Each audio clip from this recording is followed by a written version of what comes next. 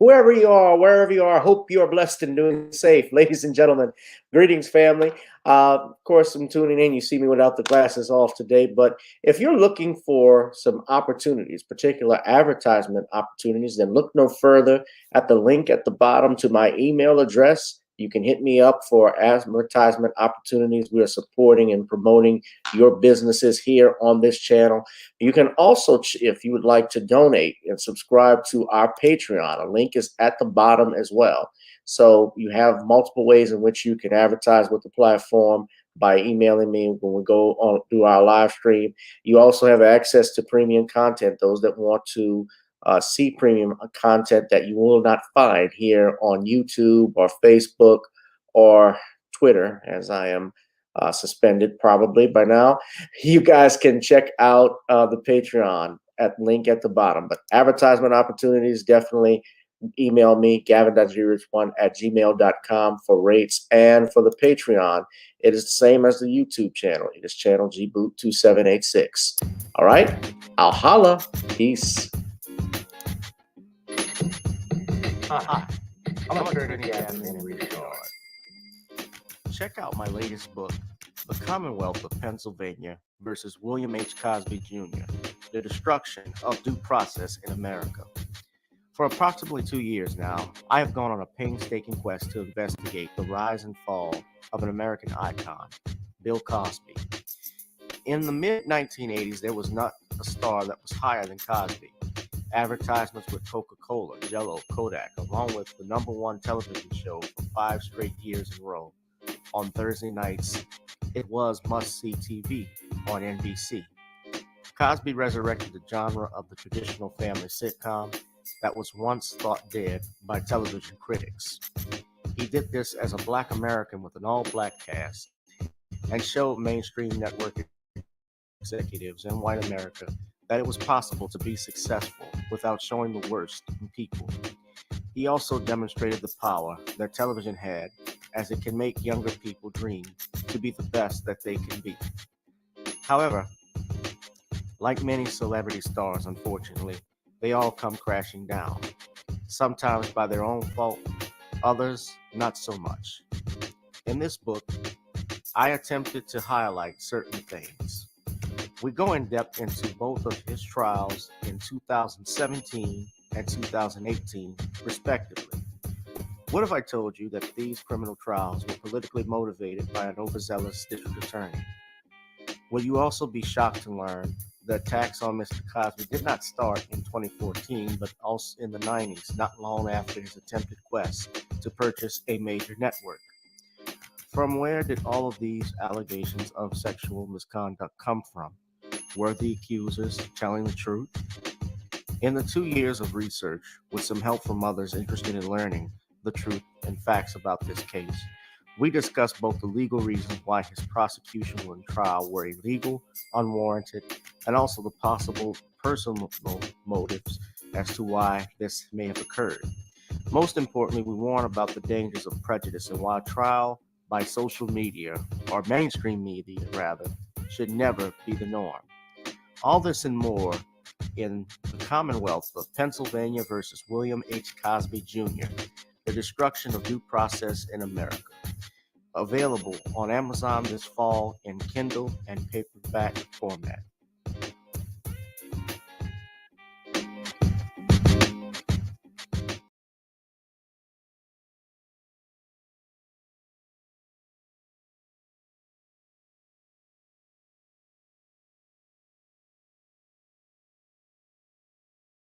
Now, of course, I'm not opening this up talking about Carlton Banks, but I was going to talk about where you can go and subscribe to the Facebook page for the Commonwealth of Pennsylvania versus William H. Cosby Jr., the destruction of due process in the United States. And you may get that, ladies and gentlemen, coming soon to Amazon. We will actually be going live soon. I'll have a notice for everything when we're going live actually for when we're going to post the pre-order date, and that is going to be this month, ladies and gentlemen, probably before the end of February, where you can pre-order your book with the Commonwealth of Pennsylvania versus William H. Cosby Jr. the latest news for that, of course, you can get on here. We'll let you know when it is available for pre-order, as well as when the book will be available. It'll be coming soon to Amazon Publishing and Kindle in paperback format. Of course, ladies and gentlemen, so subscribe to at Commonwealth Cause, at Commonwealth Cause when you get a chance, ladies and gentlemen. So the place to be right here is with me. It is channel GBoot2786, only on YouTube, as well as our backup YouTube channel, Gavin Richard, Facebook, Gavin Richard, and Twitter via Periscope at GavinRich2786. Whoever you are, wherever you are, I hope you are blessed and doing safe, ladies and gentlemen. Of course, we will be discussing the following topics, including man freed from Angola prison after 44 years. Federal hate crimes trial for Ahmad Arbery's killers is underway. Rams have a low Super Bowl parade turnout. I can't wait to talk about that one. And a black teenager at a mall arrested for fighting, but white kid was not. And also, a question I have is the United States getting ready for war with Russia? All this and more, ladies and gentlemen, it is channel GB786. If you'd like to support me, donate to the Cash App at Gavin Richard Esquire, PayPal, and Google Pay at the emails at gavin.grich1@gmail.com, as well as our phone number right there if you'd like to do Zelle. Now, I ask all of that you to do that because this channel, as you know, is not monetized. We actually have a shadow ban where our subscribers have not increased in lately, and I know that some people have not even got notifications of when we go live. But you got to make sure you hit that like button, that share button, as well as that notification bell whenever we go live, ladies and gentlemen. Of course, we're going to pay some dues. We need you to try out our seasoning blend, NawniesCreoleBlends.com, NawniesCreoleBlends.com. Try it on chicken, meat, or fish. Nawnies goes great with every dish. And you got to make sure when you click and go to the website, NawniesCreoleBlends.com, that you will go right here and click on the shopping cart where you can order you some good old Creole seasoning, ladies and gentlemen. And also, we have our songs that we're going to ask you to support, including Video Soul. And our theme song for the night always is Got to Get On Up. Before we do that, we're going to bring in our special guest, Mr. Shawn James, right quick. Shawn, good evening, brother. How are you doing? Good evening, Gavin. How are you? Doing fine. You all can support our brother and buy some of his books, such as John Haynes, The Man with Nothing to Lose, on Amazon.com. That's the link there. He also has The Man Crisis, which is one of my favorite books that he has a must read. By the end of the year, sooner, he will have The Woman Crisis available for you all. And Shawn has been working very hard on that. My brother never stops, so we need to actually buy as many books as we can so we can get him a vacation. He's really pushing hard. Ladies and gentlemen, Shawn, you want to tell everybody about the latest you have in SJS Directive? Well, the first book of the SJS Direct 2022 catalog, ISIS Legacy, is now available in paperback, and you can pre-order the digital version on Kindle. So this is the start of the SJS Direct 2022 catalog, and you can start it by picking up the first book for 2022, ISIS Legacy, right now in paperback. Very good, Shawn. So in the meantime, ladies and gentlemen, we're going to go ahead and get started with this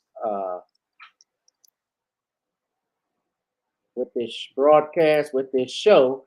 And I need you all to hit that like, share, and subscribe button, and let us get on up. Are you ready, ladies and gentlemen? I think you're ready. Let's get on up.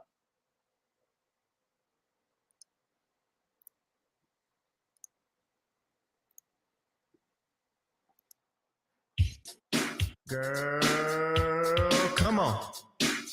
Gotta dance to the beat, because on the dance floor is where we'll meet. Show me what you got.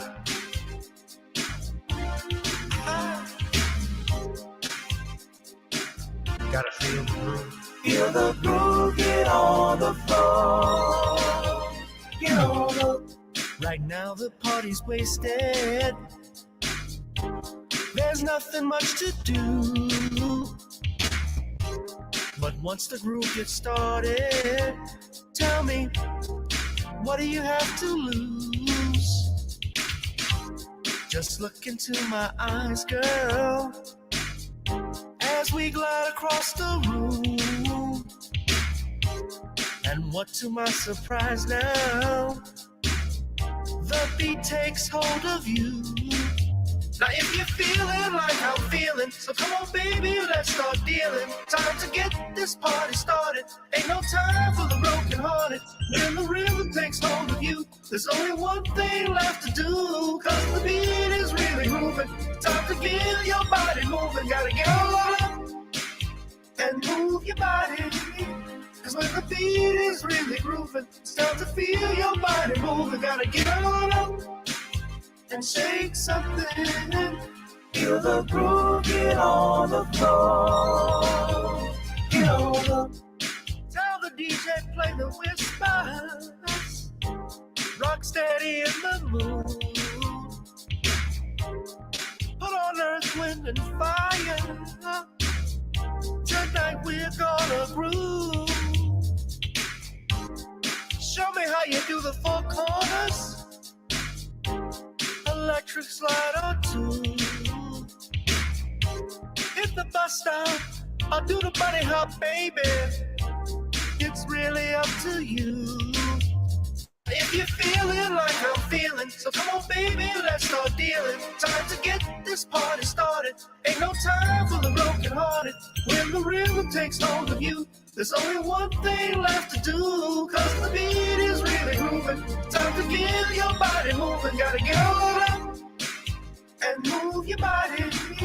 Cause when the beat is really grooving, it's time to feel your body moving. Gotta get on up and shake something.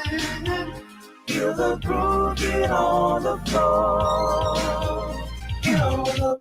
Now, 2020 hasn't been the best year of all times. We've been dealing with death, the pandemic, racism, bad policing, and all the bad rhymes. But like Uncle Snoop once said, if you breathe and you achieve. And so, if you're ready, I need you all to get on up.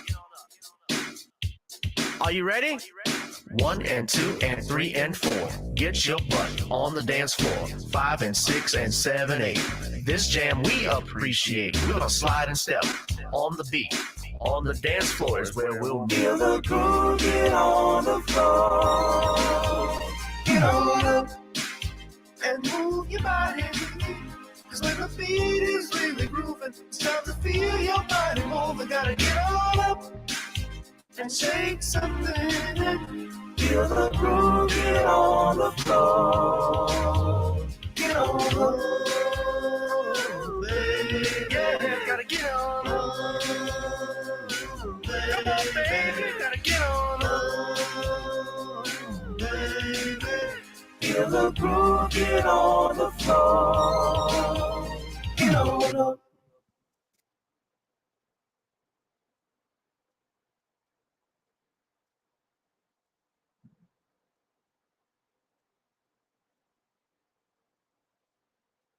What's up, Gordon Freeman? What's up, Darius?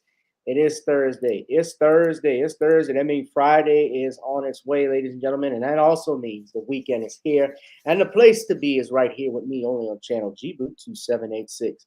Whoever you are, wherever you are, I hope you are blessed and doing safe. So y'all go ahead and download and purchase on iTunes Store.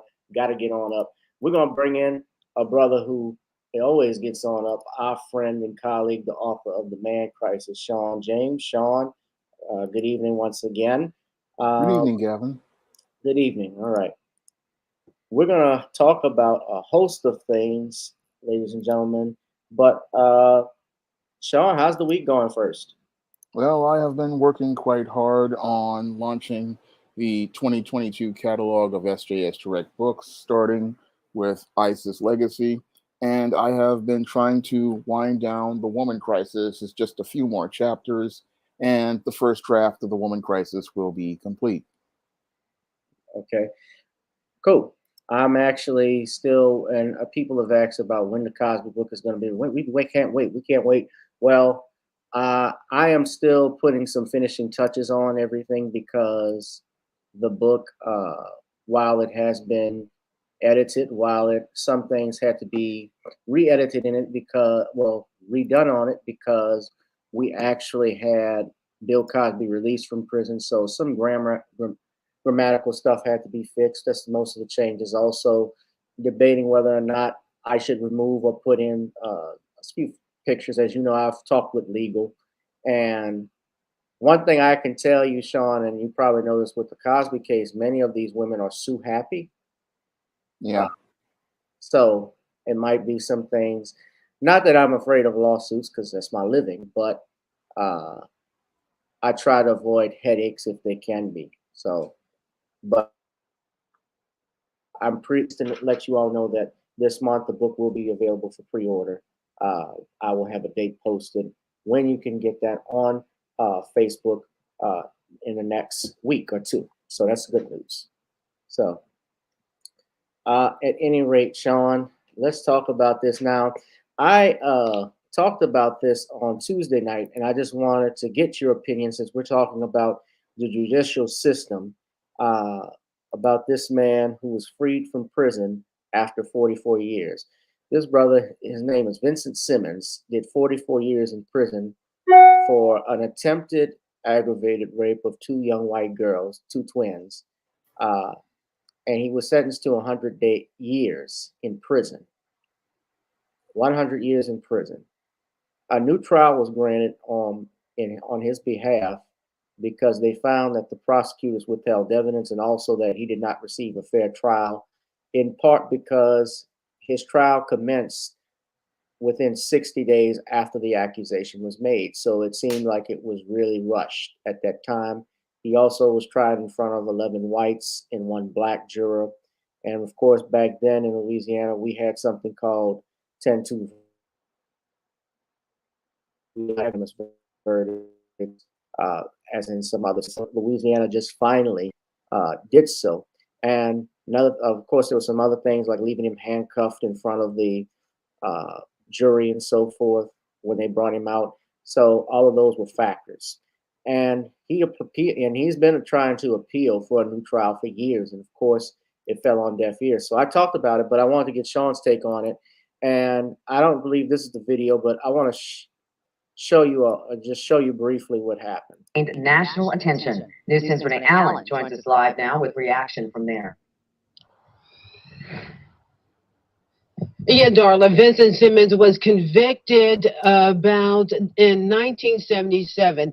That's 44 years ago. He was convicted of raping two 14-year-old sisters. Well, today, a district court judge in this courthouse behind me here ruled that Vincent Simmons deserves another trial based on the fact that the evidence that's available to us now was not available when he was convicted, but the prosecution took a stand and stood up and said no trial. The prosecution said that victims another trial after all that they've already have gone through, and plus the victims believe that Simmons has served enough time based on his charges. Now the judge had to rule again, and this time he ruled to vacate all the charges against Simmons. In essence, he's free to go home. We had a chance to catch up to him outside of the courtroom. I feel good. Were you expecting this? No, I wasn't expecting it.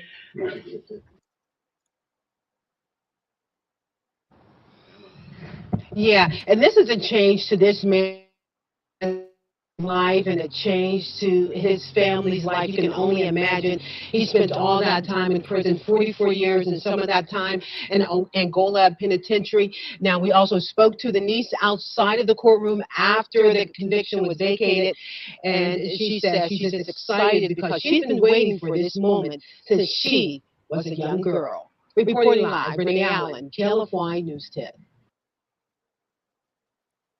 Okay. So that's just one thing, but what I want to show you all was the other video, Shawn, of what happened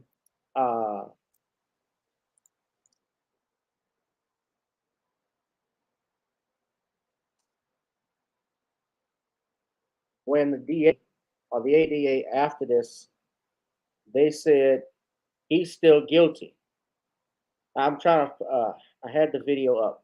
They dismissed the charges against him, but they're saying, well, we just didn't want to fight it.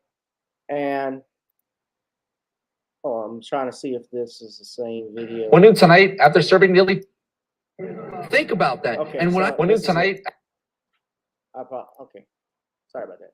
So yeah, I want you to just listen to what the prosecutor and what the victims had to say. After serving nearly 45 years of a 100-year sentence at Angola, Vincent Simmons is free. Take a look at this. Him walking out of the prison hours ago. He served more than 4 decades for attempted aggravated rape of 14-year-old twins back in 1977, a crime that he maintains he did not commit. Alex Orenchuk was at the Avoyelles Parish Courthouse today and has more on what led to Simmons' freedom. Judge William Bennett granted Vincent Simmons a new trial, making it clear that Simmons was not given a fair trial when he was convicted back in 1977. The judge said this was due to both new evidence and evidence that was not presented in trial over 4 decades ago, including a medical report from the then district attorney that said the 14-year-olds that accused Simmons of rape had no evidence of sexual assault. Those representing Simmons say they never saw that information until after he was found guilty. Following the decision from Judge Bennett, Avoyelles Parish District Attorney Charles Riddle stated that he, with the consent of the 2 victims, Karen and Sharon Sanders, would not retry Simmons. Riddle said while he believed there was enough evidence to convict Simmons again, quote, for what purpose would he make the women go through another trial? We've had enough. We fought for 44 years. We've had enough. We got 44 years. We're happy with that. We're tired. We want it behind us. And he went in guilty. He's still guilty. And he'll die guilty. We got our 44 years. Praise God. These 2 decisions now make Vincent Simmons a free man after serving nearly 45 years behind bars for attempted aggravated rape.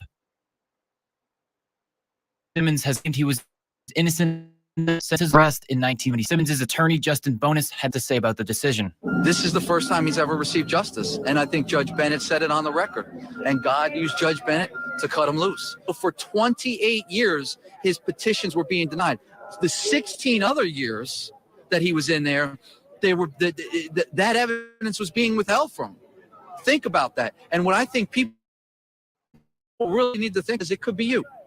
It could be you, right? And people don't think about that like that. That this type of thing could be done to him. You could be framed and in 60 days thrown in prison for 100 years.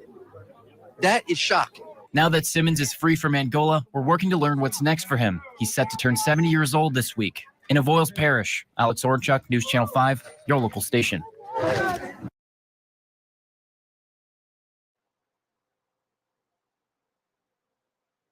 Well, new tonight, after serving nearly attempted aggravated man. At our 44 guilty. He's still guilty. And he'll die guilty.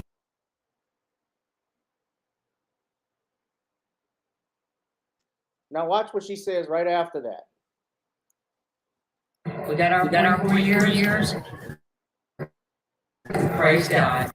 We got our 44 years, praise God. Praise God. And they know he didn't get a fair trial. It's the same thing. I don't know if I told y'all this before, the case of George Stymie Jr.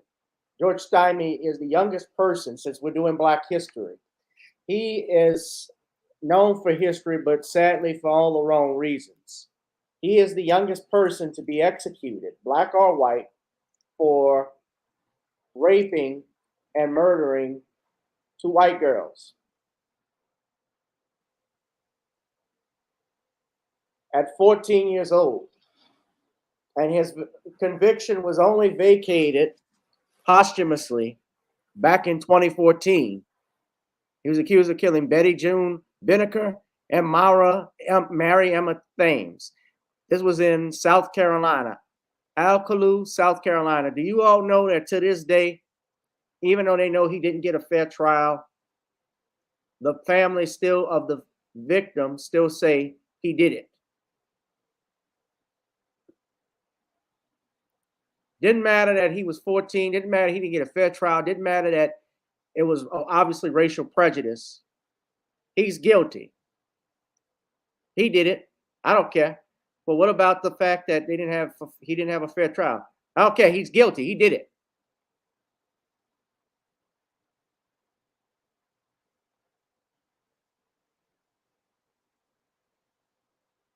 They never doubted his guilt. Go look on Wikipedia with that. But Shawn, I'm gonna let you talk on this. I'm glad that Mr. Simmons after is serving free after 44 years for 100 years. Well, That's they all just say life.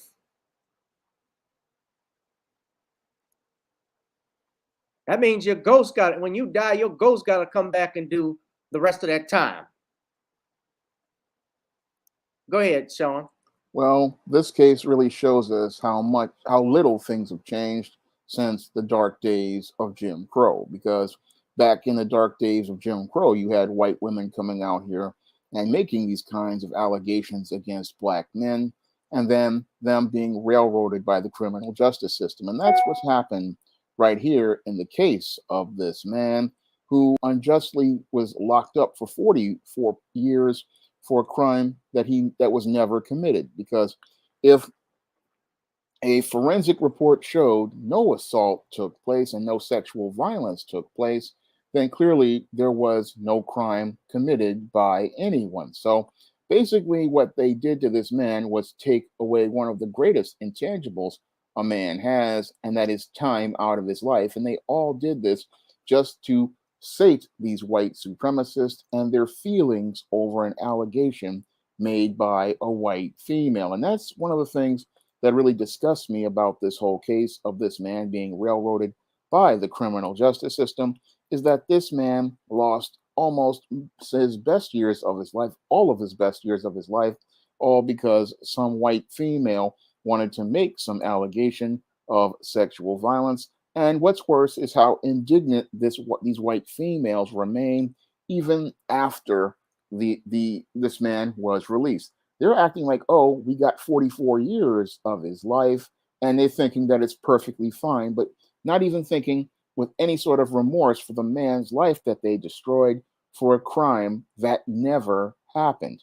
It was all about them and the attention they were receiving, not about the man's life that you practically wound up here destroying and making it where this man practically now, who was a senior citizen, missed out on many of his best adult times. And this man, I believe he should be suing the state because they railroaded him for a crime he did not commit, put him in jail for 44 years, and he deserves compensation from the government for this egregious action that has been perpetrated against him. But sadly, this is par for the course with this criminal justice system. They are always looking to railroad a black man based on these allegations. And we see that going on even today with what happened with Bill Cosby. Just an ongoing, it just continues to go on. And all it takes is for a white female to say something about a black man, and his life can practically be destroyed. And that's what happened here in this case with this man who was locked up when he was young, and now all these years later is going to be told, oh, you can just leave prison. But the whole thing is, you cost this man his life. And again, evidence right in front of them, but they denied that evidence, not because there was some problems with it, but because they said so. And that is one of the tenets of white supremacy. If a white woman says something happened, you have all of these beta male white men who will go out here and try to make it true, even though the facts are stating that nothing happened in the case and that this female is lying. And that's something we really need to really address in this country. All of these white females and how they constantly lie and put black men's lives in jeopardy with their lies. Most definitely. And well, here's the thing about suing. He can't, unfortunately. The thing about this, and this is careful, he's not going to more than likely be able to recoup that any money for time served.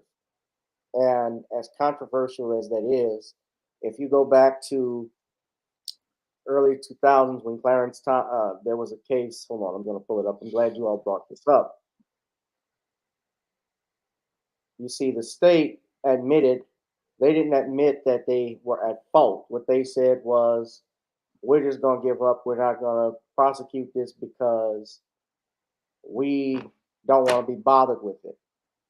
The victims, don't want to go through another trial. You see, he was basically given a motion for a new trial that granted it, and the difference between a motion for a new trial and throwing out a conviction is that with a motion for a new trial, it means you can be retried on that. But with a what happened with Cosby, if anyone remembers, and I explained, the justices said that he could not be tried at all. He needs to be released immediately because from the beginning, his prosecution was barred by this deal he had with Bruce Castor. Now, the case that I'm talking about, it was with, hold on, I'm trying to pull it up here, a man by the name of Curtis. His name was Curtis. All right. And Curtis Flowers. He sued the district attorney because the DA put him on trial 6 times.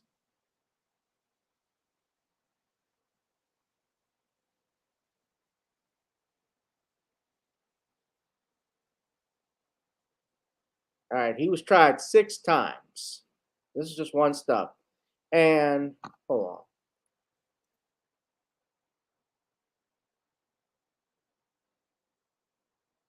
Now, I think this is a different case. I'm sorry. Hold on. John Thompson. I'm sorry. This was John Thompson, not Curtis Flowers. Excuse me. So, John Thompson, which is, he was convicted of murder in New Orleans back in 1985, and he spent 18 years in prison, 14 of them on death row. And only a few weeks before his execution in 1999, a defense investigator learned that a cancer-stricken member of the prosecution confessed on his deathbed to having withheld crime lab results from the defense, as well as removing a blood sample from the evidence room. So in 2011,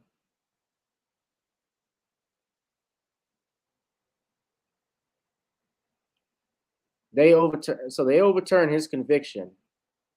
It was overturned on appeal, and on retrial, a jury exonerated Thompson in only 35 minutes. And so Thompson sued Harry Connick Sr.,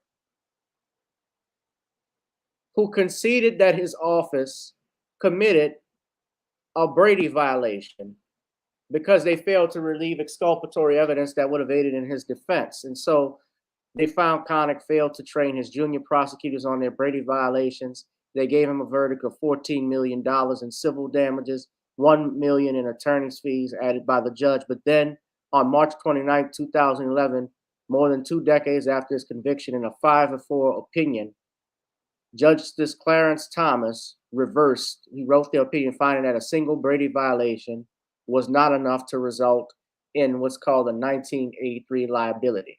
So what that means, ladies and gentlemen, and that's why that DA said he was still guilty. He didn't want to admit that they created any type of violation, because if he admits liability like that, he would be open for a lawsuit. Plus, they're just arrogant.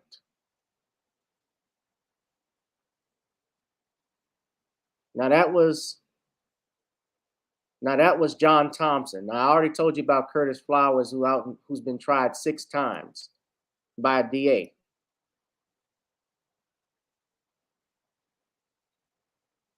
They tossed out his conviction and death sentence after they showed that the prosecutor showed an unconstitutional pattern of excluding Black jurors in his trial. But this is what they do. Doesn't this overzealous DA, doesn't that sound familiar? Yeah, it sounds very familiar. Gee, I wonder who. Just like Kevin Steele. Cosby, exactly. Yeah. That's the article from NPR about Curtis Flowers. I'm just reading that. But the point being, and I'm not going to be too long on this, and this is another article. This is on John Thompson. So it may be hard, if based off that Supreme Court decision, to get that, but I hope he could get some money. You know, prosecutors, judges do have what's called immunity, unless you can show they did something out in the norm, something so egregious. But this man lost the prime of his life. I don't know if he has children, but if he did, he never got a chance to see them grow up. He never got to see his grandchildren except from behind bars. his family from behind bars. I hope he lives what's left of the rest of his life to the fullest. And I do hope and pray that his lawyers, if they can, bring some type of, I doubt that they could be successful, sadly. Just, based, I can imagine them appealing this and going all the way up to the federal court where we didn't admit fault. So he would have to find it, but the judge found they withheld evidence. They prejudiced his rights. He wasn't legally declared innocent. That's what they're going to say. And speaking of trials, we're going to move on. Hit that like, share, and subscribe button, ladies and gentlemen. This federal hate crimes trial for Ahmaud Arbery's killers is underway right now as we speak. Now, you all know that the Biden administration, their Department of Justice, was actually trying to work a plea deal behind the scenes with the three killers, convicted killers of Ahmaud Arbery, who are now being tried, whether it was for a hate crime or not. And of course, the family was not happy. They were not buying it. So now the trial has been underway for the last week, and some disturbing things have come out. I guess some stuff that we already knew. But we're going to go ahead and play this article, ladies and gentlemen. Play this video. I'm sorry. I'm going to play an article. As more evidence comes out in the federal hate crimes trial for these three white men who killed Ahmaud Arbery. This is all new evidence. We did not see any of this in the state trial. 11 Alive's Hope Ford walks us through the racist text messages and social media posts that have now come to light as prosecutors fight to prove this trio killed Arbery because he was black. We do want to warn you, these details are very disturbing.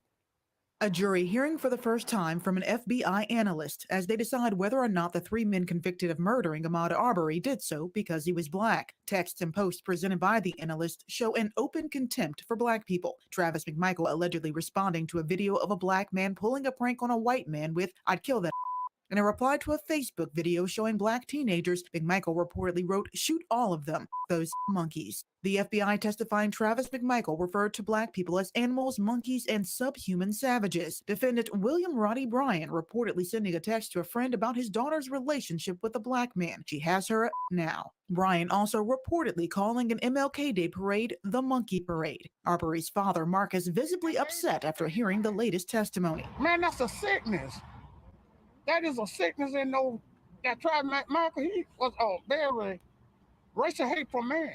Travis McMichael's attorney arguing the post require additional context, while Bryan's attorney specifically says his client was not obsessed with race and never wanted any harm for Arbery, only following the McMichaels to film what was happening. Arbery's family not buying the defense's words. This ain't something that just started with them being hateful. It go way back. The trial continues on Thursday in Brunswick and is expected to last 7 to 10 days. I'm Hope Ford for 11 Alive News. And the trial will resume this morning. We are following all of the details every day for you. Go to 11alive.com for real-time updates when we are not on the air.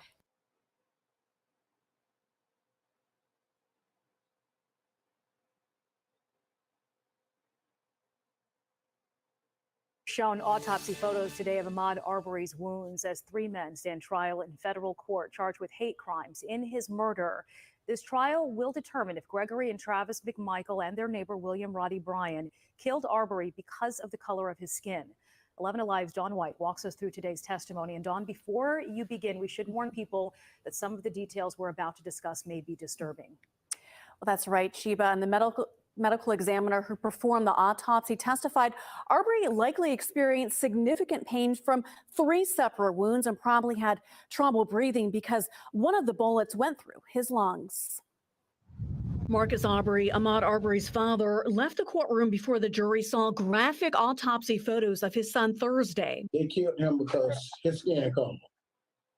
He didn't break no law, so I feel there should be accountability to the fullest of the law. Glenn County Police Officer Robert Rash testified a black man, later identified as Ahmad Arbery, was captured on this surveillance video going through a home under construction, but he didn't take anything. Rash also says other people, including a white couple, walked through the home on different occasions. A GBI trace evidence analyst testified she found fibers consistent with Arbery's shirt on William Ronnie Bryan's truck, indicating the truck made contact with Arbery during the 5-minute chase through this neighborhood. Wednesday, jurors heard testimony from an FBI analyst detailing racially charged texts and social media posts the defendant sent in the days and months before the shooting, including one where shooter Travis McMichael called black people monkeys. Marcus Arbery hopes the federal trial sends this message. I just hope that the next person that they can kill people racially because they're racial, they think about stuff before they do it.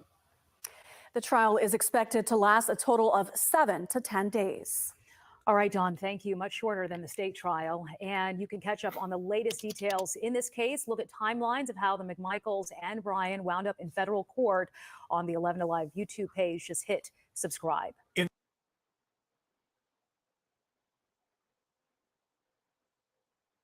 Now, what a lot of people don't know too, coupled with that, we also have George trial of the three officers involved with the George Floyd death, who are also being charged and going through their trial. Now, I want to show you all this. This happened earlier today.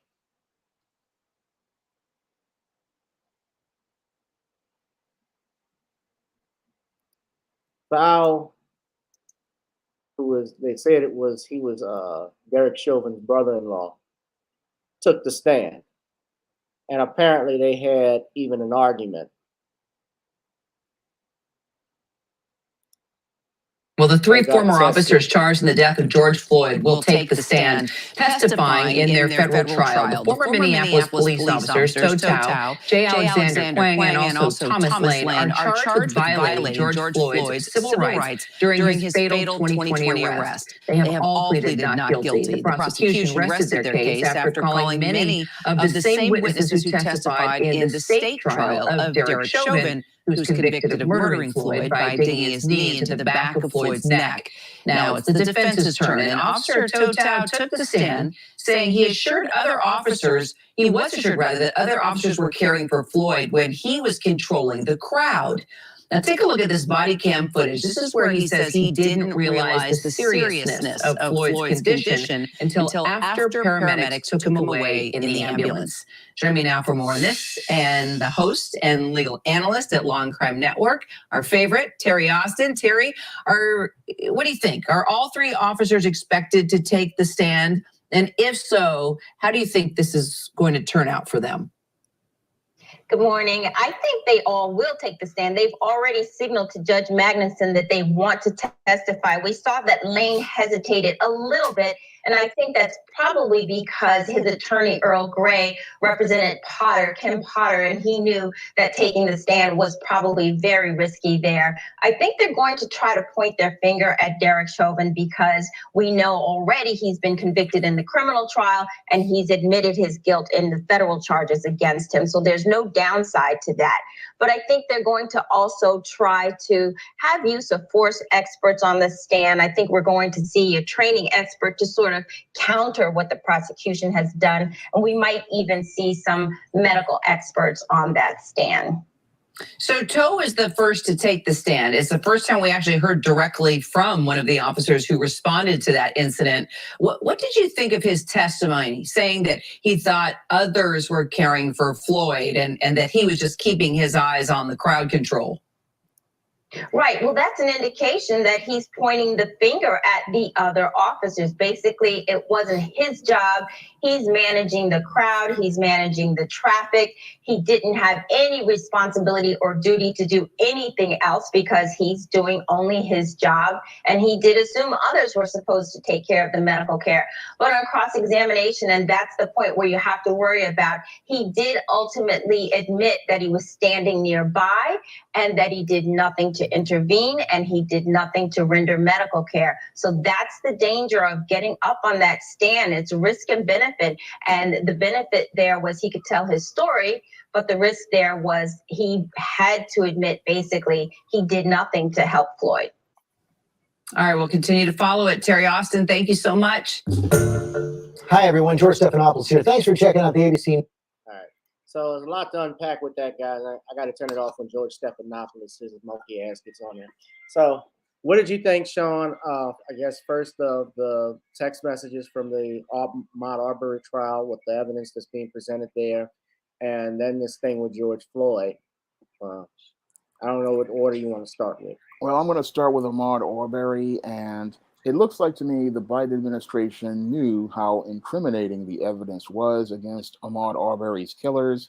That's why they tried to rush this plea deal through that fell completely apart, because the evidence there is so overwhelming and so condemning that it's guaranteed to get a conviction as related to violating Ahmaud Arbery's civil rights, because we clearly see that the McMichael and his son, I think, whatever it is, and the guy who filmed it, there's clearly evidence that shows that there was a hate crime committed here.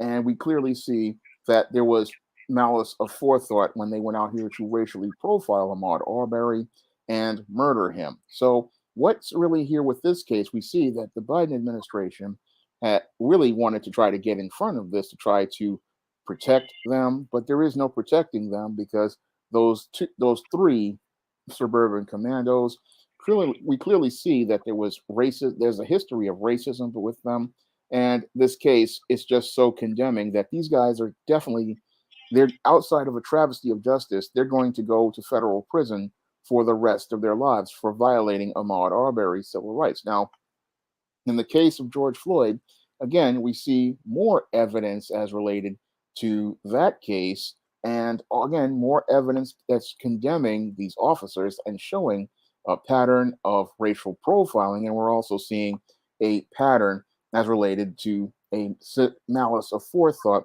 as related to that case. So in both cases, we're seeing that both cases we're seeing that there is some malice of forethought and intent to do harm, only because these men were black.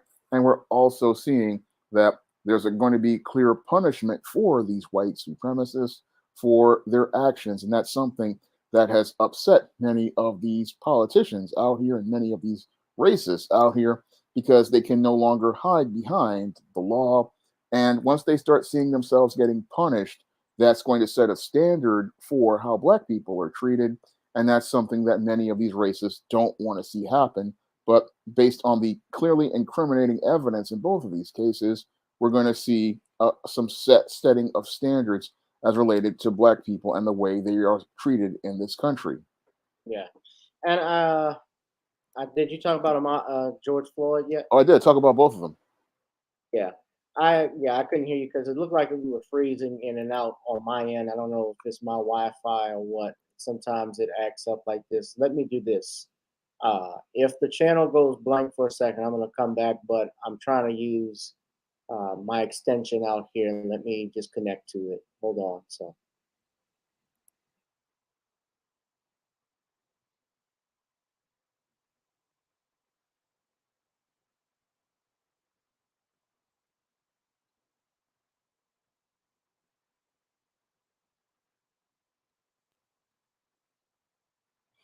So it looks like I'm back. Okay, Shawn's back. So it should work. You can hear me good, Shawn? I can hear you. Yeah, sometimes it happens. Like I'm in another part of the house, the extension on the Wi-Fi, the signal may be weak. So that happens from time to time. Shawn, yeah, I'm really disturbed by what I saw with the Ahmaud Arbery case. But really what was disturbing with that is how the feds tried to plead this out. Yeah. They knew that he killed this man. They had the information even from the state police. The GBI actually had the text messages from Travis McMichael. They also had the fiber that was on the car. They also had the statements from William Roddy Bryan, who said he heard McMichael out of his own mouth say "effing nigger," referring to Ahmaud Arbery after he was killed. They had all of this. So, and yes, plea deals happen all the time. It's to save taxpayer money. It's to save time, especially if things are slam dunk. But there are some cases where prosecutors, they don't care whether they lose or not. They'll try it anyway, just because they have to.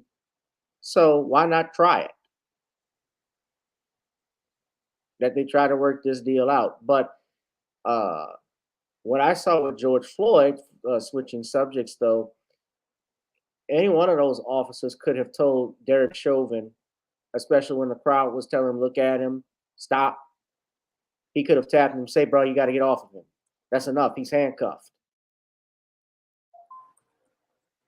That's enough, right? Yeah, Stop. they could have said, any of them could have said that at the time, but they didn't do anything. Yeah, they could have said stop or tap him, say anything. That's enough. Pull him off of him.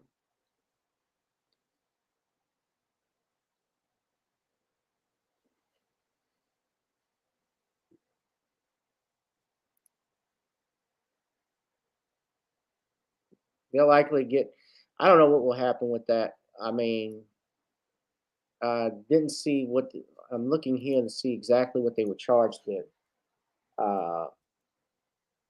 in this matter, but all of them, I think, have different charges. And, if you charge them with murder, the only problem with those charges is that with murder, you still have to show whether they all collectively as a group had intent to do life. But it seems, I'm not going to play jury on this, but of course, that at worst, they went along with it. At best, they were negligent. Either way is bad.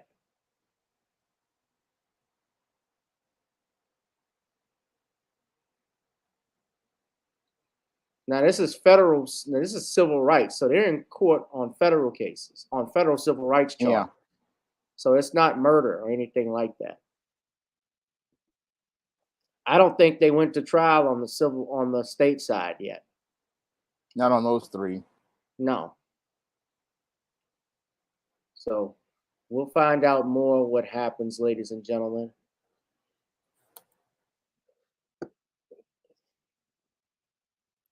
But we'll be monitoring it.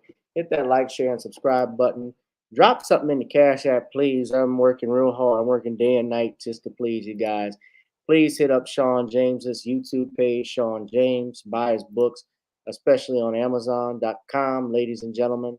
On Amazon, buy The Man Crisis and the John Haynes, the Man with Nothing to Lose. That's available on Amazon.com as well. So our next story, I wanted to just ask, do you think the United States is heading for war with Russia?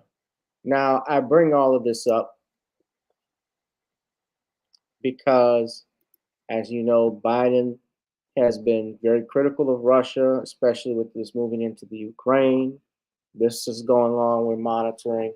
And Russia, of course, the United States has a very hostile relationship with Russia, especially after the 2016 elections. We know they claim Russian interference with the election affected Hillary Clinton's ability to become the first female president in the United States, although while there may have been interference, I don't doubt, they didn't change the ballots. And I think part of it was that people did not want Hillary Clinton in office. There was trust issues at the end of the day with her, more than Trump at that point. But nevertheless, this man, Mark Kanikin, wrote, "Is the United States going to war with Russia?" And he laid out some points about why the United States would not be going to war with Russia. He says, number one, President Biden has been empathetic that the United States will not, President Biden has been emphatic that the United States will not send troops into Ukraine or confront the Russian military. Says that this action is different from 91, 2001, 2003. He also states the fact that there's no war party in Congress like they had in 91, 2001, and 2003. No treaty agreement requires the United States to come to Ukraine's aid. There's no UN resolution calling for military action, although the United States doesn't need UN resolution for military action. The United States doesn't follow the UN, it follows the Constitution. And number 5, the United States is sending the wrong troops for military intervention. The United States is sending 6,000 troops into Eastern Europe, mostly light infantry from the 82nd Airborne Division. These paratroopers are superb soldiers, but they are lightly armed and not very mobile. So, in long story short, he says there will be no war between the United States and Russia, even if the president decided to launch such an action contrary to his often expressed views. It would take a long time to build up the necessary force to take on the Russians. Well, I agree with that aspect. In fact, our military has been so depleted recently. Many people leaving the military over some of these mandates that the Biden administration has put in. I would doubt that they would be able to beat Russia. Our military has been weakened. But I bring all of this up from what I've been looking at. Of course, he's been critical of it. And, Russia,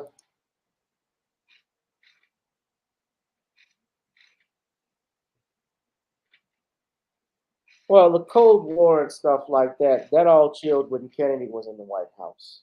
He tried to smooth things over with them.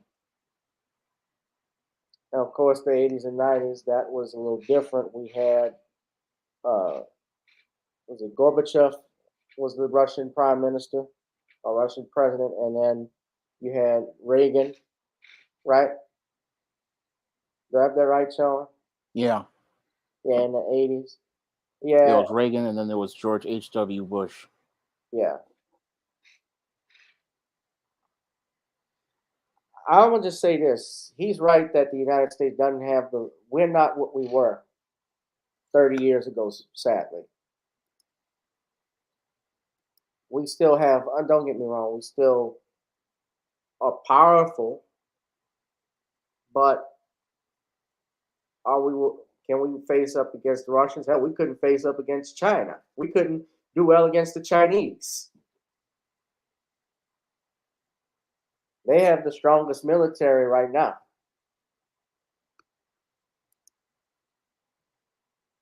They certainly got the population.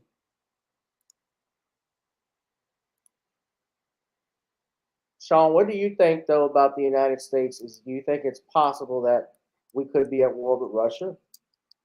I don't think we would be going to war with Russia right now because it just would not be very smart. Because right now, the United States is not in a place where it has the resources or the manpower to go into a conflict with Russia.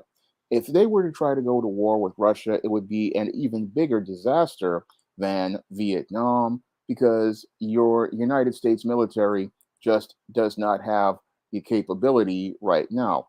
We've lost thousands of soldiers due to a jab mandate, and we just don't have the troops to engage in a long combat halfway across the globe against forces in a land we know nothing about. Moreover, the conditions in Russia are just not something American soldiers are used to.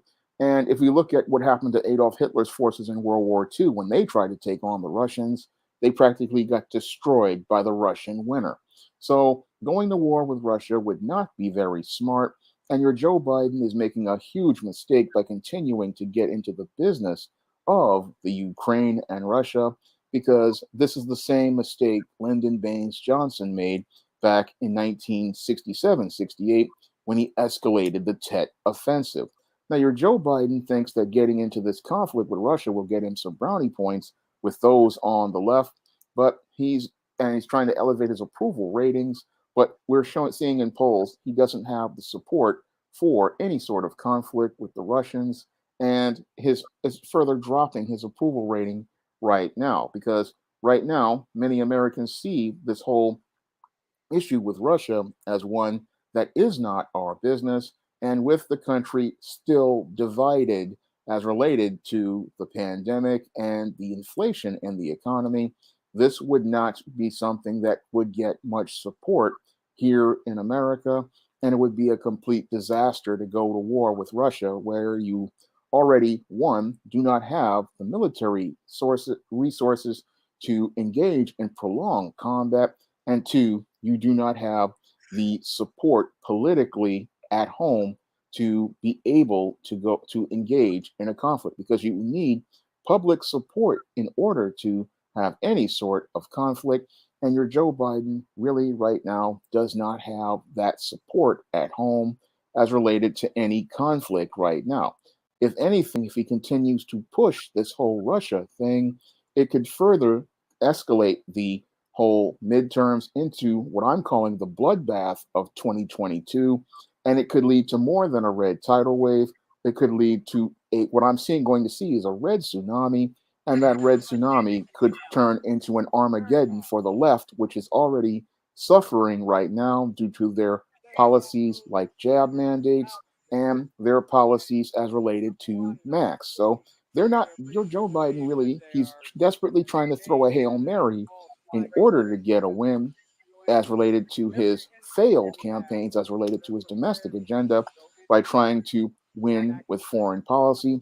But all we're seeing with this Hail Mary is one drop pass, and this drop pass may lead to another L for your Biden administration.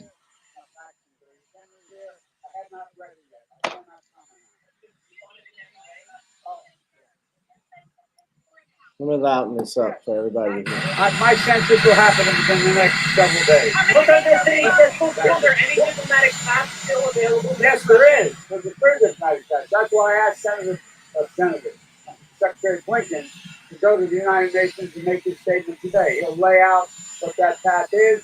I've laid out a path to Putin as well on, I think, Sunday. And so there is a path. There is a way through this. I'm not calling Putin. I have plans to call Putin right now.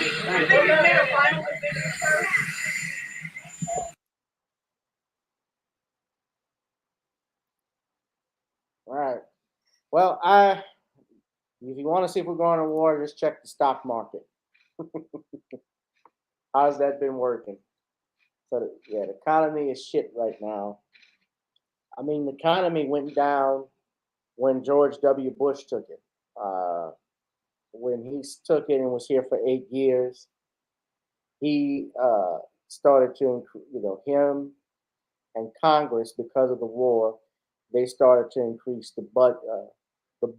Of course, when you go to war, when you got to pay the troops, you got to pay for the materials, the supplies, the airplanes that hover around the countries, all that costs money. The planes you fly out. The United States was already $1 billion. It was already in debt by at least $1 trillion by the time George W. Bush left. It was about 10 trillion. And all Clinton did was he didn't stop the debt. What he did was he controlled it. We were still in debt, but we couldn't get out. We're not out of it. He just made it a little easier, Yeah. Decreased the spending on certain things, and that was about it. The Russians make the best rockets in the world, plus they make the best rifle in the world in 1947. The AK-47 is still the best and being used today by the Russian military. It's being used even by the Afghans and other, that's the rifle of choice. The Afghans, the Vietnamese, they used it. That was the weapon of choice.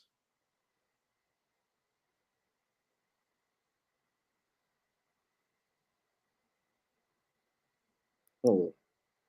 Yeah. It would have been cool if the Biden administration had recruited Oprah, Shawn, and she would have been like, everybody gets a crack pipe. You get a crack pipe. You get a crack pipe.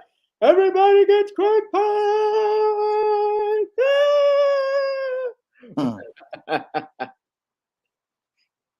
Yeah. Yeah, but if they were to go to war, it would be the end of Joe Biden and his end of his presidency. I could easily see impeachment being brought on him at that point. Yeah.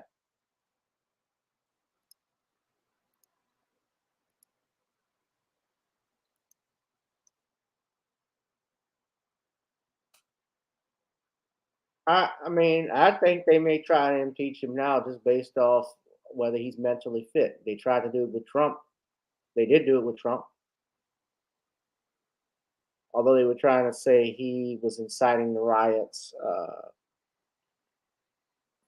But impeachment can only occur if the president is guilty of there's evidence of high crimes or misdemeanors and things of that nature.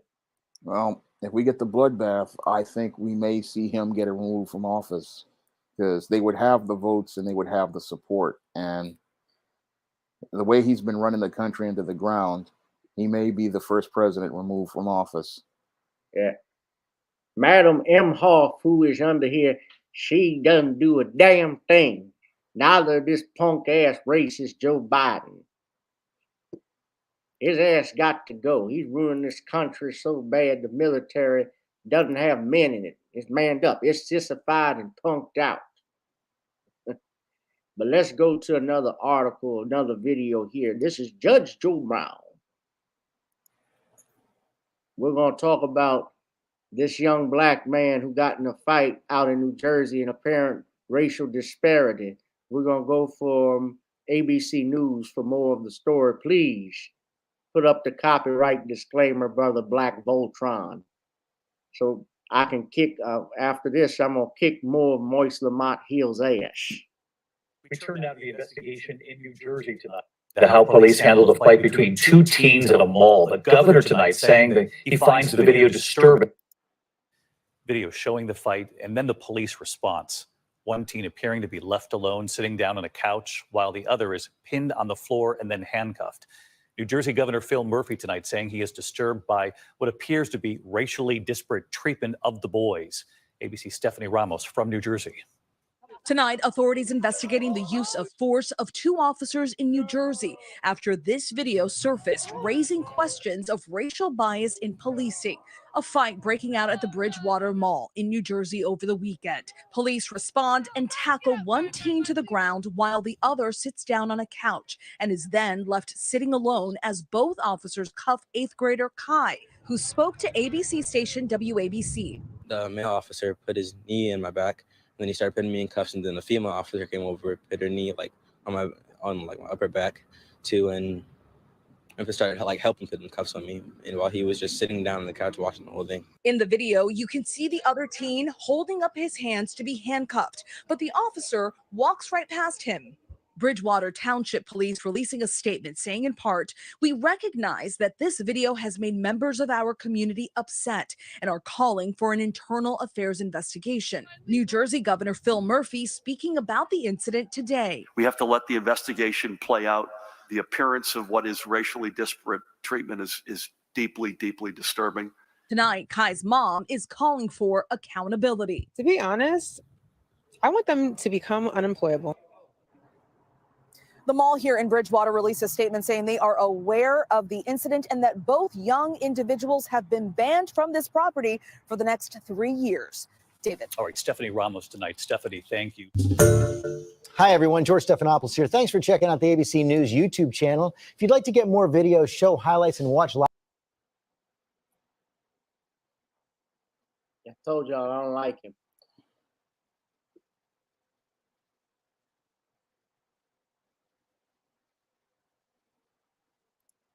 Yes, go to the suburbs. The whites are very racist. There's no running from this blatant display of white supremacy. That's what Black Voltron says. And Computer Robots is thanking me for talking about this topic. Shawn, I'm going to give you the floor on it first. Well, that was definitely a textbook case of racial discrimination right there, because you see a black boy and a white boy fighting, and you see how the white boy was basically treated like he didn't do anything wrong. The officer sat the white boy down, and then they went to go handcuff the black boy. So we clearly see that there was bias as related to the way these police officers handled the situation. They saw the black boy as the criminal, and they treated him like a criminal, and the white boy they treated like a victim. And we see that clearly on video, and that really shows us how white supremacy was full effect right here, and there was no denying it, because You have two boys fighting, and you would think we were so-called equal, both boys would be equally restrained by law enforcement, and the officers would be trying to make sure that both boys were taken into custody in a way where they would be taken care of equally. But instead of us getting that, we got the black boy seen as the perpetrator and the white boy treated like some sort of innocent, similar to the way officers treated your Dylan Roof and your Kyle Rittenhouse. Oh, they were such good boys, but the black boy is seen as a violent perpetrator, so they had to not only drop him to the ground, but they also had to handcuff him, basically sending a message to this young black boy: you are a criminal, and we're going to treat you like a criminal. I'm hoping that the boy's parents go out here and sue the police department and sue the mall for discriminating against her son and racially profiling her son. And I'm hoping that there's efforts to go out here and hold all of these entities accountable for their actions, because this is a clear case of just racial profiling. This is a case of, as I see it, police brutality, because you didn't need to handcuff that young 13-year-old boy. You could have easily restrained both boys and sat them down and then got the story from both of those boys, because clearly I see in the case of the young black boy, there definitely was excessive force used here, because you went down, tackled this young 13-year-old boy to the ground, handcuffed him, and treated him like he was some suspect in an armed robbery, treating him like a violent felon and not like two children having a fight. Because when you have two children having a fight, an officer is supposed to show some restraint. And again, he showed restraint with the white boy, but he didn't show any restraint with the black boy.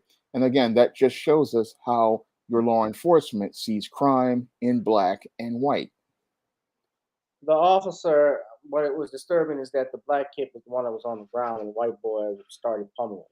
Yeah. And they didn't even restrain him. They sat him down.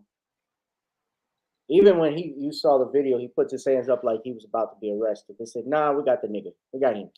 Yeah. That's how it appeared to me. Now, I don't know where these officers came from, where they were, but they clearly saw the black kid on the ground. They should have restrained both of them. If they had done that, I would have been okay. But only the black kid gets arrested. That's disturbing. And the mall is stating that both of them are prohibited from entering the mall for 3 years. That should not be either. The whole thing is this. No, it should be either. These are kids. Yeah, they're 13-year-old kids. 13-year-old kids this needs to be dealt in a constructive manner, where it's resolved, not with this type of thing, extreme behavior. It's just should have been handled where this gets worked out between the families and the mall. Yeah. Anyway, hit that like, share, and subscribe button. Yeah, I think personally, these officers ought to be fired. Yeah, they should be terminated. They should be terminated because they use excessive force. They didn't do their job properly. They let a suspect get away. Someone that got away with beating this kid. You know, just imagine the other people who I don't know what community they served in. I wonder if they just worked the mall patrol because they had previous run-ins with other citizens that didn't go well. Who knows? I don't know. But I didn't like what I saw. Thank you, Darius from Atlanta, for your gift. I appreciate it. So the reports, Lamiko is saying the Caucasian teen reportedly, and I should say allegedly, was about 17, 18 years old. Either way, these are kids. But his ass should have been in jail. His ass should have been arrested too. The fact that they just arrested the black kid who was on the ground. Yeah. Put his knee in your back. You put your knee in his back. You tie him. You handcuff him. But you let the other one who's fighting sit down peacefully. Your partner, the woman, she didn't even restrain him. They both could have restrained him. One could have restrained the other. I would have gone along with that. I'd be okay. Yeah, sure. And you know they're going to come up with some bullshit excuse about what happened. Well, We just arrived. We didn't know the officers were not showing disparity. It's the same fucking song and dance that you give all the time. You shoot somebody, even though their hands were up, you're going to say, well, I fear for my life. I was scared. We got something in Jefferson Parish right now where this man was shot multiple times by deputies. He was sitting in his car for 15 minutes, and apparently he didn't have a weapon or anything like it, but because he didn't get out the car, the officers just shot. They fired repeatedly in the car and killed him. He didn't obey commands. He didn't do. Okay, he didn't get out the car. So what? He didn't get out the car. You didn't know if he had a gun or not. If his hands were up, he wasn't a threat to you. It could have been a mental health issue. Shoot first, ask questions later.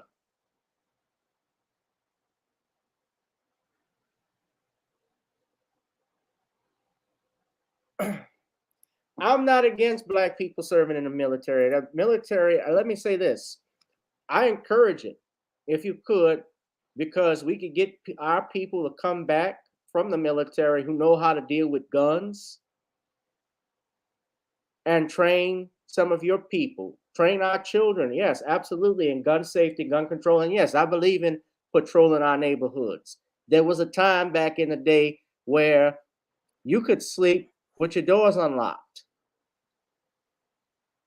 If somebody was trying to break in, guess what? The neighbor across the street would confront them. The elderly walked home. The elderly didn't have to worry about anything. Women could walk home. They didn't have to worry about anything. It was safe. People would look out for each other. That doesn't exist anymore, sadly.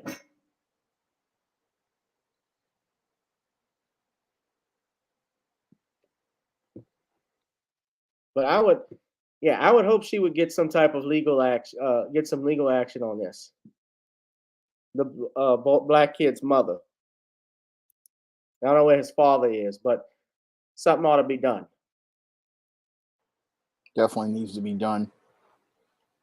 Hit that like, share, and subscribe button, ladies and gentlemen. We're hot and heavy now. This is a lighter subject, and I'm going to end on this. The Rams Super Bowl parade had a very low turnout. Now, let me just show you all this video. Now, this is coming from Total Sports. Now, this is in Los Angeles. Los Angeles is the second largest city in the United States. It's home to about 4 million people, roughly, right? And this, I'm looking here. This is the parade for the Super Bowl that just took place this past Sunday. Of course, you know, the Rams beat the Bengals at the Super Bowl 23-20, I believe was the final score. And these are just some of the pictures that were here, but someone put this up, said, Rams parade about to get out of hand today. Look at this.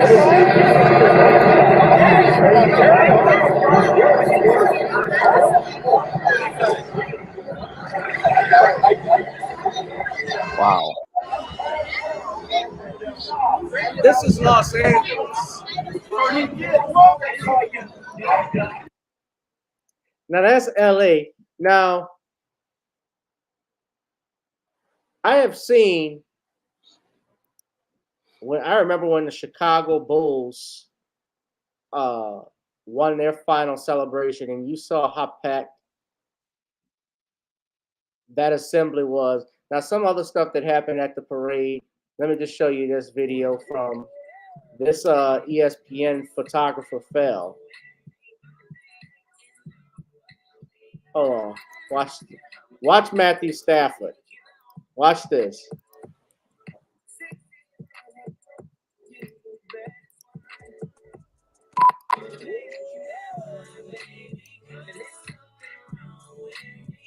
Watch Matthew Stafford.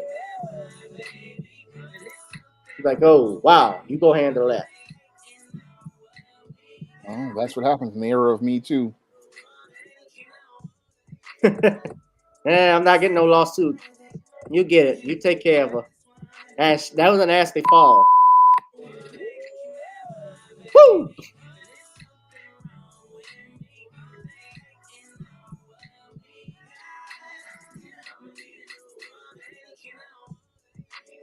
Wow, That looks packed.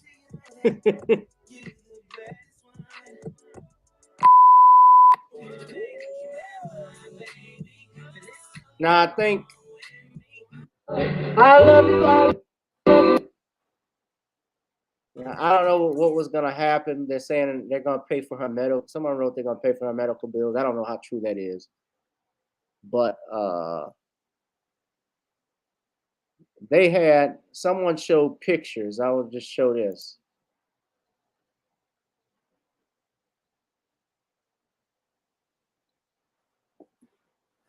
So yeah, they say here, Adam Scheffner, they're going to cover the medical expenses of Kelly Smiley, who fell off stage during Super Bowl parade and fractured. Oh shit, she fractured her spine. So she's really hurt. Well, that's for the Rams to take care of. He's like, I'm not touching her. Huh? He's like, that's the Rams to take care of that. I'm not touching her. Yeah. It's like, yeah, you handle that, bro.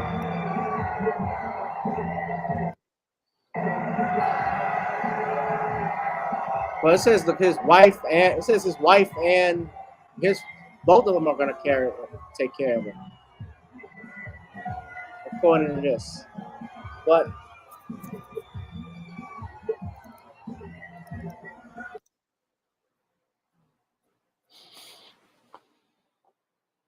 that was low turnout.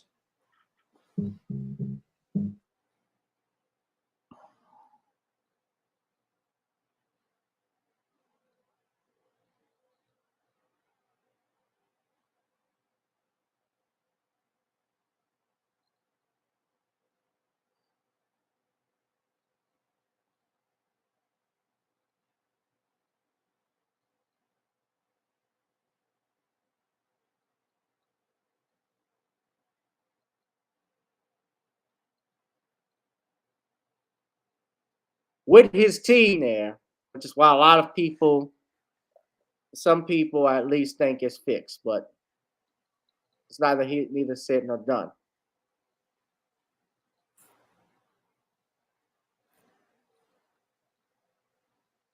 Lackluster Super Bowl parade. People were roasting them. That was video, by the way, was seen by 3 million people.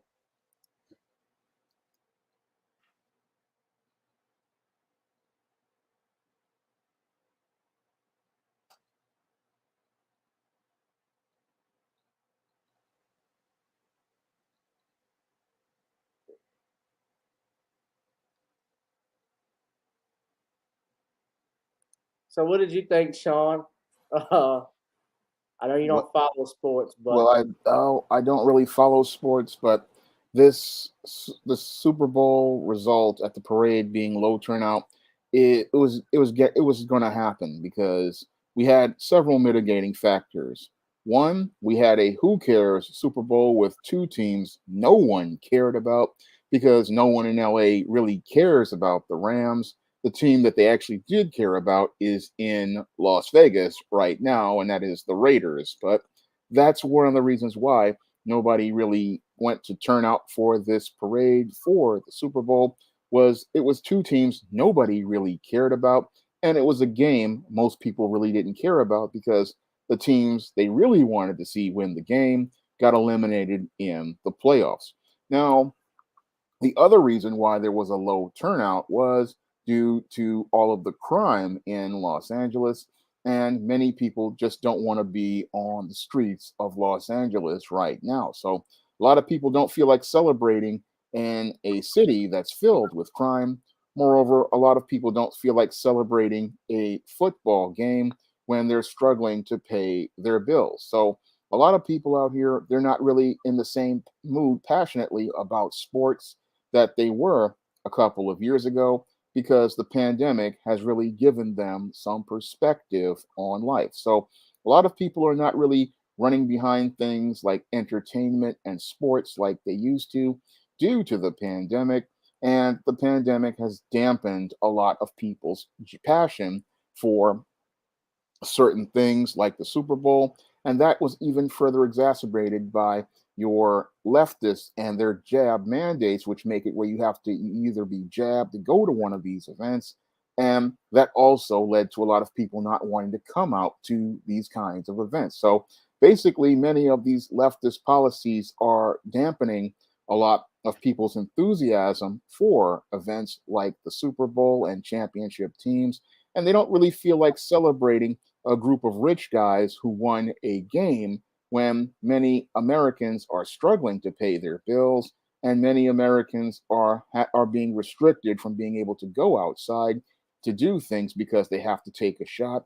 So a lot of people are not really as excited as they would be before because there's a lot more stress on Americans' plates and they don't feel like releasing that stress by watching a group of millionaires go out here and celebrate winning a game for some billionaires. So that's the real reason why this turnout was so low, because it's hard to be happy about a football game when your whole life has been completely turned upside down over the last 2 years. And what's really crazy is many of these people want Americans to just go back to business as usual after you've upended their lives and continue to upend their lives and refuse to leave people alone. People would have gotten back to their life had they not dropped these mandates on people and continued pushing all of this drama.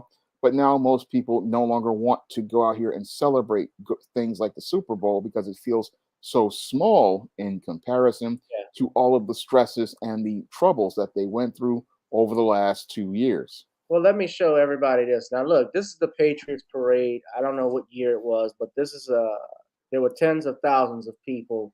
So this is from the Patriots last time they won the Super Bowl, of course, was in the 2018 season. So I think this, I'm looking at the date here. This was in 2017. This one from the on February 7th, 2017, my birthday, when they had the parade when the Patriots beat the Falcons. But you could see there's about 10,000 people up, tens of thousands of people are better there. Now this is Philadelphia. There's over 700,000 people in this parade is estimated.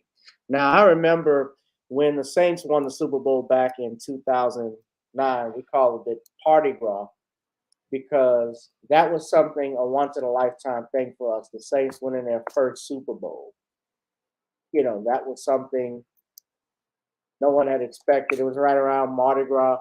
And I can tell you, you had more people out there than you did at the Rams Super Bowl parade.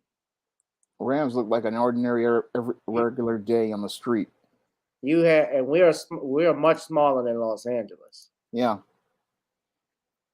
We even had more than that for the New York Giants, I think, in 2012. Yeah. But it just shows us how much things have changed. People are not excited anymore, and these mandates are hurting the country. But you have leftists who just don't want to admit that that these policies are having an impact on people's mental health, having an impact on the way people see the world, and they're not seeing the damage that these policies have done. And they've done more damage, I believe, than the virus. And I have to say that the cure has become worse than the disease. And that Rams turnout shows us how worse the cure was than the disease.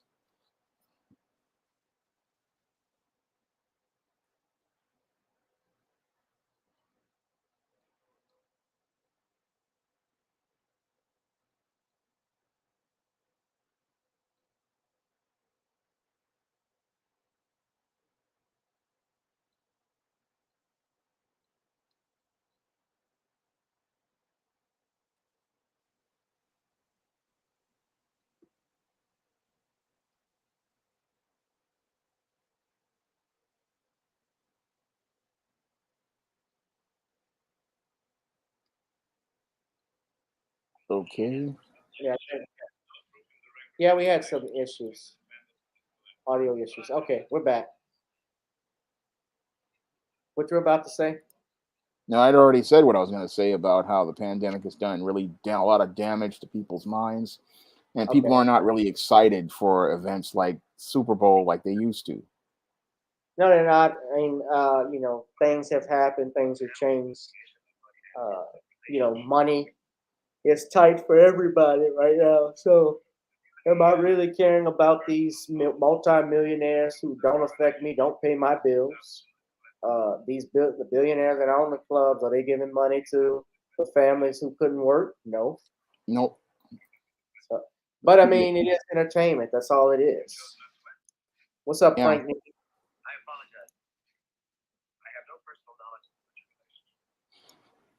Yeah. Derek said it looked like one of those WNBA championships. Well, unfortunately, I think one of those parades for the WNBA championships, they probably had more people than the Rams. I have to say the turnout is just about the same, which is really sad. It would be worse if the turnout was more for the WNBA, because nobody watches now. And that's just terrible, terrible, terrible.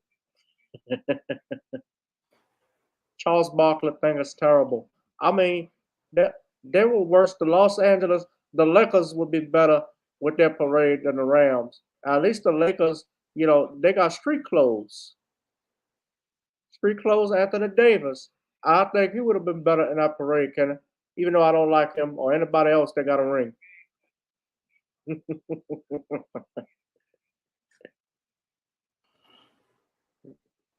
Yeah, that was bad. How much money you think they put up for that parade? Probably a good $2 or $3 million, maybe 10 at the most. But they lost it all because nobody watched it, nobody cared about it. Right. You got two teams like the New York Giants and New York Jets, right? Yeah. Then they got the Chargers and they got the Rams. The Chargers were in San Diego. Remember when the Raiders were in Los Angeles at one time for 10 years? Al Davis just upped and moved the Raiders to Los Angeles and moved back to Oakland in the mid-90s. Yeah. But if the Raiders were involved, people would have cared because they're Raiders got a big following. But if it were the 49ers, people would care because there's actually a large 49ers fan base. Yeah. Yeah. But Rams, nobody cares about the Rams, and nobody really cares about the Bengals. Bengals haven't been in a Super Bowl since '89, and even in '89, nobody cared about them back then. Yeah. And what's messed up too about this, Shawn, the next year the Rams more than likely will not repeat because a lot of their guys are reportedly going to retire. Their defensive guys like Aaron Donald, I'm hearing he's retiring, possibly. Von Miller, I think he's at the end of his contract because he was traded from Denver. Who knows where that's going to go? Matthews, they're going to have Cooper Kupp and Matthew Stafford. And let me just tell you how I think a lot of this stuff is rigged. They're already trying to say Matthew Stafford is a Hall of Famer because he won a Super Bowl. Like, from what I know, you don't follow sports, but he played for Detroit for 10 or 12 years and couldn't do diddly poo. Detroit is a bad organization. I mean, they made Barry Sanders and they made Charles Rogers give all their money. Megatron give all their money back. They weren't allowed to go into a good team. Barry Sanders just wanted a good team. He retired young, if you remember. Yeah. So did Megatron. Yep. They retired young. They wanted them to pay their money back. But Matthew Stafford gets traded. He can go wherever he wants.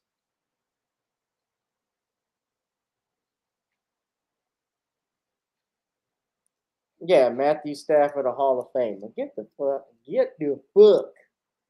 ESPN debating all that stuff. Stephen Head Smith. Well, I stopped watching it. He's got 49,995 passing yards, 323 touchdowns to 161 interceptions. Never been to a Pro Bowl except 1 year in 2014. And because he wins a Super Bowl, hell, if that's the case, then you ought to make Doug Williams a Hall of Famer, the first black quarterback to win a Super Bowl.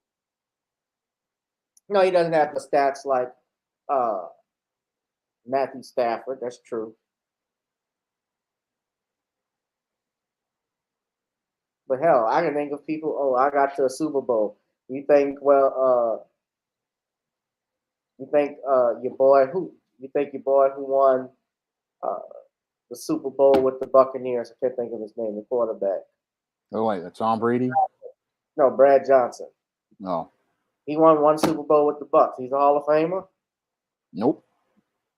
Elvis Gerback or Trent Dilfer because he won with the Ravens in 2000. Come on.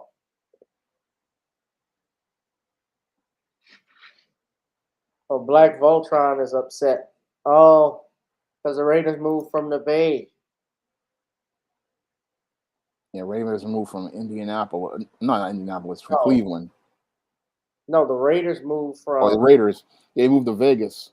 They moved to Vegas, but they were in Oakland. Then Yeah, they were in moved Oakland. Then they were in LA. Then they moved back to Oakland. Then they Then moved to Vegas. yeah, The Ravens were originally from Cleveland Brown. You were right. Yeah. And the reason, Art Modell moved it because, that stadium that they had was falling apart. So the city out in Cleveland, the mayor and the city council, he was asking for a new stadium. They were more interested in setting up the Rock and Roll Hall of Fame, giving it its own building and taking care of the Cleveland Cavaliers before the Browns. So he was like, I'm losing money staying here, so I'm going to have to move it. And he did. And, it paid off. They got the Browns, but they did bring the Browns back. They haven't been good. Yeah, there's been the Doodoo Browns. Doodoo Brown. No, yes. Poo Poo Brown. Brown stains. Yeah, with all those requirements, Joe Flacco should be a Hall of Famer too. Yeah. Jake Delhomme could be a Hall of Famer. Hell, Jim McMahon from the Bears.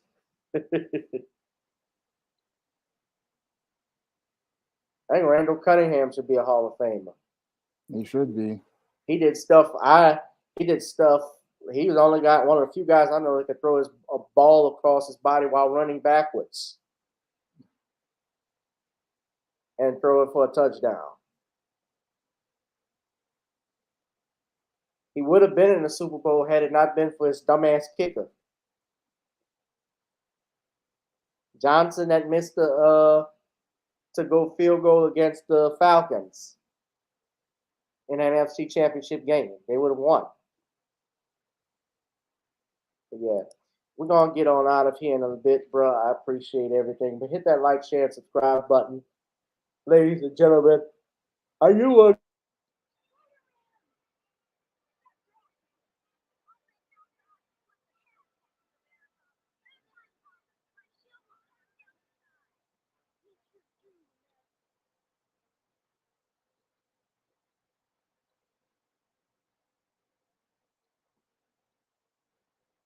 Okay.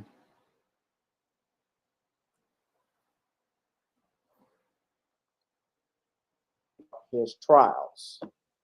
And this was a great article, and she was shouted out. And this brother by the name of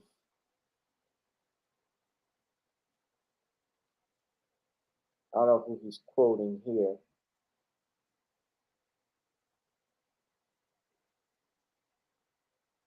Lorenzo Simpkins, an actor who has appeared in as an extra in multiple movies and television shows. He's even was in Richard Pryor and Gene Wilder's Stir Crazy, which was directed by the late Sidney Poitier.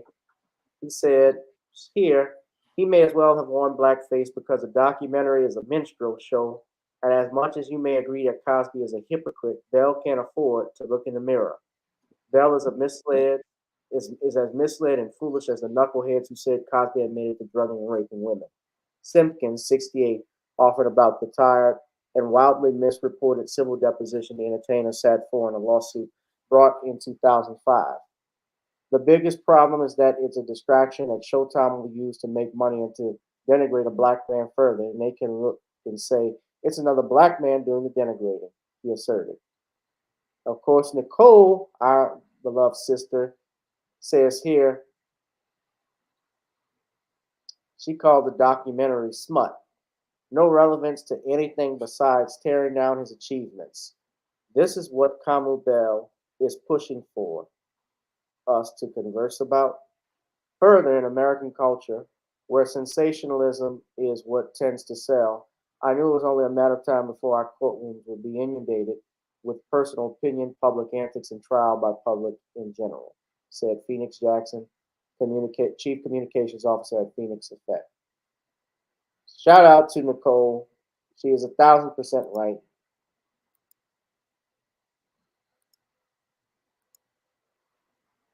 Speaking of which, guys, please go to the page, Facebook page at Commonwealth Cause to subscribe. The book will be ready soon, and we'll announce when we're going to drop the pre-order date very soon, ladies and gentlemen. Shawn, did you want to talk about the article, or had anything last thing to say? What article? The article about Kamau Bell, Dumb Bell? Yeah. Well, we all know that this documentary is trash, and it's not something I even think about anymore. I mean, this whole documentary was a joke. It was a clown show, and it left ignominiously, like I believed it should have gone out ignominiously. I mean, your W. Kamau Bell's "We Need to Talk About Bill Cosby." No one's talking about it. It got beat by an episode of Gilligan's Island, and your W. Kamau Bell is fading into obscurity right now. And as he's looking and packing bags at the Safeway or the Ralph's or wherever he's working right now, he's looking back and regretting going out here and demonizing our elder Bill Cosby. Yes. Like I said, fuck W. Kamau Bell. I don't care for this bastard or his show. We'll probably be hearing about his white woman divorcing him soon. Yeah, it was trash. And let me say this, I will be coming out, of course, everybody can't wait, but subscribe to the Facebook page at Commonwealth Cause, please, ladies and gentlemen. We'll be dropping the pre-order date with that, but yeah, it was a disgrace. A complete disgrace. It's one-sided. I mean, not to even have his lawyers and his lawyers on to give their side of the story, or give his side of the story, rather. And on top of that, I will be doing a review of it because they aired it. It is not on purpose, ladies and gentlemen, that they're not airing it each episode every Sunday night in February because this is Black History Month. That's not a coincidence. It's on demand, yes, but they dropped it on the 31st of January. So they're doing it so it will deliberately air during the Black History Month when they want to denigrate another black man with no evidence, mind you. And people are tired of it. Yeah, we're all tired of these docugandas that make allegations, have no proof to reinforce their arguments, and no facts to back up anything that they say. We're all tired of these docugandas and the controversy where people try to get attention for themselves, but then don't really bring any facts to the table. Yeah. Ladies and gentlemen, go to NornisCreoleBlends.com to get our seasoning. Try it on chicken, meat, or fish. Nornis goes great with every dish. By John Haynes, the man with nothing to lose, by the author, Shawn James, who is our guest every Thursday here, available on Amazon. He also has other books, including The Man Crisis, ISIS, as well as Eternal Night, and a host of others. So y'all please support him. Yep, Shawn, I appreciate it, bro, as always. And I thank you for blessing me with your presence and blessing us with your presence. I hope you have a great week. What's the live stream going to be about tomorrow night? Well, I'm still pondering what tomorrow night's live stream will be. I'll let everybody know when I come up with a topic. These days, sometimes I don't come up with a topic until I start the show, but I'm still trying to figure out what that topic will be. Yeah. Well, you all be safe and be blessed, ladies and gentlemen. I'm sure we can't wait. It will be great. So I had to say for the night, ladies and gentlemen. I know Shawn hasn't followed the Olympics, so I wasn't going to talk about that with Sha'Carri Richardson and the Russian Olympian who actually she lost and she ended up losing anyway. The people were upset her own that the fact that she was even involved in the Olympics to begin with, but she actually finished fourth because she fell and got chastised by her own coach. So that's the main reason why I watch the Winter Olympics. I don't watch it to see people dance gracefully. I just want to see somebody fall flat on their ass on ice. It may be a 5-point deduction, but it's a 10 in my book. Oh, is it? Oh, he fails doing a triple header double.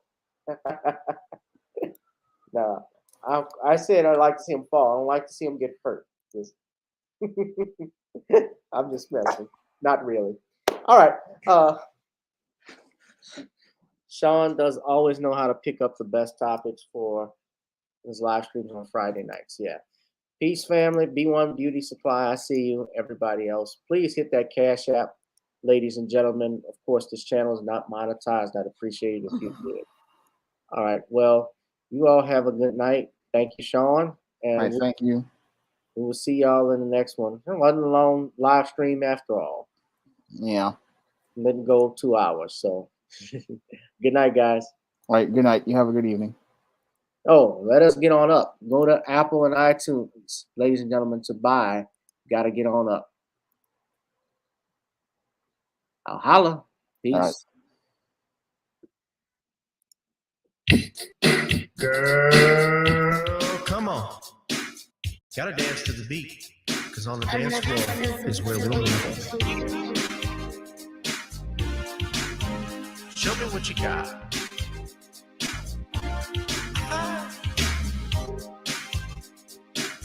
Gotta feel the groove. Feel the groove, get on the floor. Get on the. Right now the party's wasted. There's nothing much to do. But once the groove gets started, tell me, what do you have to lose? Just look into my eyes, girl, as we glide across the room. And what to my surprise now, the beat takes hold of you. Now if you're feeling like I'm feeling, so come on baby, let's start dealing. Time to get this party started. Ain't no time for the broken hearted. When the rhythm takes hold of you, there's only one thing left to do. Cause the beat is really moving. Time to get your body moving. Gotta get on up and move your body. Cause when the beat is really grooving, it's time to feel your body moving. Gotta get on up and shake something. Feel the groove, get on the floor. Get on up. Tell the DJ play the whispers. Rock steady in the mood. Put on earth, wind, and fire. Tonight we're gonna groove. Show me how you do the four corners. Electric slide or two. Hit the bus stop or do the bunny hop, baby. It's really up to you. Now if you're feeling like I'm feeling, so come on baby, let's start dealing. Time to get this party started. Ain't no time for the broken hearted. When the rhythm takes hold of you, there's only one thing left to do. Cause the beat is really moving. Time to get your body moving. Gotta get on up and move your body.